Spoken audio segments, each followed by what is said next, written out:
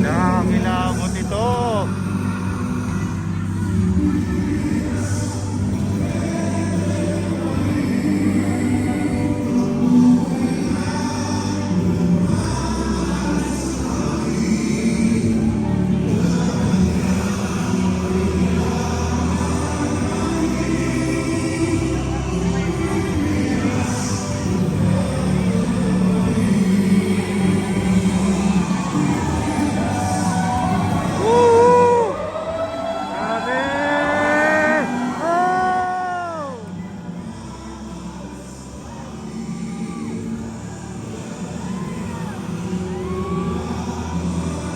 Kilabot ito. Oh!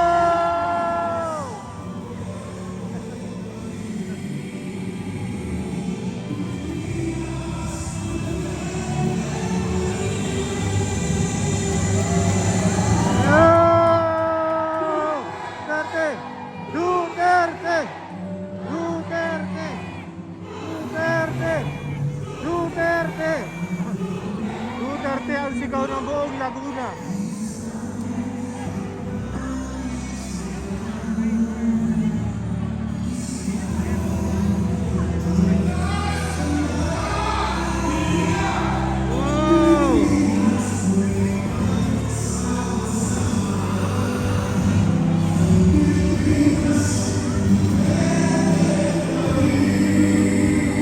Legit, walang hakot dito.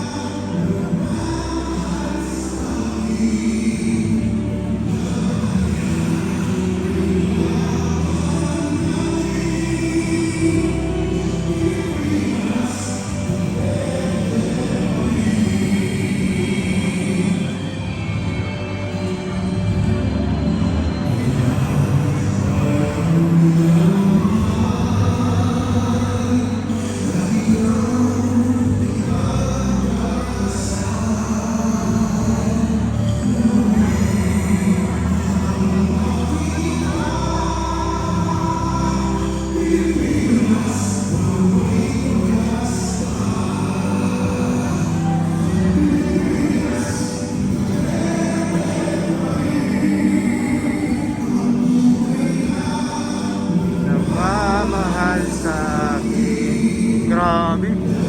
Nakakilabot ito. Buong Laguna, Duterte.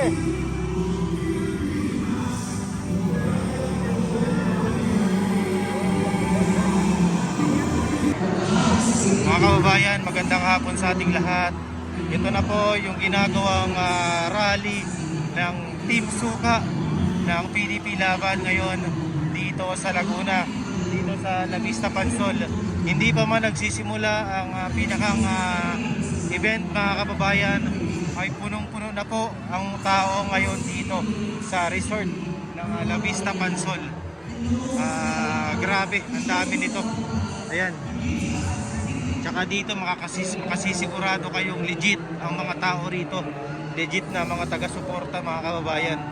Samantalang yung iba ang sinisigaw, Duterte pa rin. Ito, pakita ko lang sa inyo yung dami ng tao ngayon dito para naman meron kayong para makita nyo po na talagang solid ang suporta ng mga taga Laguna sa PDP Laban, sa Team Duterte. Ito, ayun o, kita nyo hanggang doon na yung tao. Ayun o, lumagpas na doon sa pinakang bulwagan. Laki pala ng ano na to, no? Meron pala dito to sa sa Pansol ng ganitong event venue. Marami nitong solid. Ayan. Marami nagsasabi konti lang daw, maliit daw ang venue, tapos hindi pa kayang punuin. Ito lang, mga kababayan, ang PDP hindi naman nila kailangan magpapansin. Hindi na nila kailangan gumastos pa ng napakalaking halaga para lang sa isang venue. Sapat na sila ay makapagsalita kahit sila ay nasa kwarto lamang. Sapat na maipahayag nila ang mga plataforma nila. Nandito naman kami, mga vloggers, na handang sumuporta sa kanila. Kami na ang bahala sa mga kababayan nating hindi makapunta. Tsaka kahit na napakaliit ng venue, mapupuno ito. Yung taong bayan na talaga ang kusang pumupunta rito. Walang hakot, kusang loob, at talagang nagkakaisa ang mga tao ngayon. Katulad na nangyari sa Cebu, yung indignation rally, mangyayari din ito dito ngayon sa Laguna, mga kababayan. Ito na oh. Kita nyo naman kung gaano karaming tao yan. Saka dito walang mga daladalang mga kung ano-anong pamparami, no? Talagang solid na tao to. Walang peke dito. Talagang totoong tao yung mga nandito, mga kababayan. Kaya saan pa kayo? Ang oras pa lang natin ngayon ay mga nasa mga nasa alas 2 pa lang, alas 3 po ng hapon hanggang alas 8 ngayong hapon na to, hanggang alas 8 ng gabi ang gaganaping PDP Laban Grand Rally dito sa Laguna. At inaasahan nga natin ang pagdating ni dating Pangulong Rodrigo Roa Duterte. Malay natin nandyan din si Baste Duterte, Senator Robin Padilla, at malay natin nandito rin si VP Inday Sara. Ito po ay walang hakot, walang mga artista, wala mga personalidad. Tanging ang gusto nilang ipahayag ay ang kanilang mga plataforma para sa taong bayan. Maliit man ang venue, sinasabi ng iba na kukunti lang ang pumunta, pero kitang-kita nyo kung gaano yan kadami. Solid naman yan. Lahat yan ay solido at talaga namang sumusuporta. Yun o, kita nyo naman o. Hindi pa nagsisimula, wala na, jump up na, punong-puno na, wala na, finish na to mga kababayan. Talagang sigaw ng taong bayan, Duterte pa rin, Duterte pa rin, Duterte pa rin. Sa nangyayari sa ating bansa ngayon, talaga namang grabe ang ginagawa ng ating sa bansa ngayon. Ginagawa nila sa ating bansa, sinasamantala nila ang kahinaan ng mga Pilipino, sinasamantala nila ang pagiging mahirap ng iba nating kababayan. Dinadaan-daan lang tayo sa ayuda, samantalang yung ayuda na yan saglit lang yan, pero wala yung problema. Okay lang, tanggapin ninyo dahil isa yan sa pamamaraan nila para hikayatin ninyo silang iboto. Okay lang na tanggapin nyo yung ayuda na yan, pero iboto nyo yung nasa puso ninyo. Iboto nyo yung sa tingin ninyo karapat dapat at meron ng resibo, meron ng napatunayan sa taong bayan.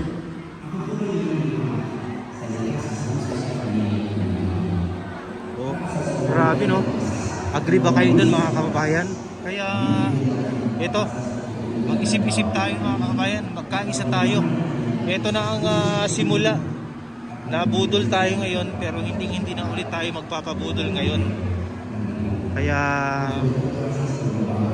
iboto natin straight PDP Laban mga kababayan. Wala nang iba. Ito lang ang pag-asa natin. Ito lang ang pag-asa natin.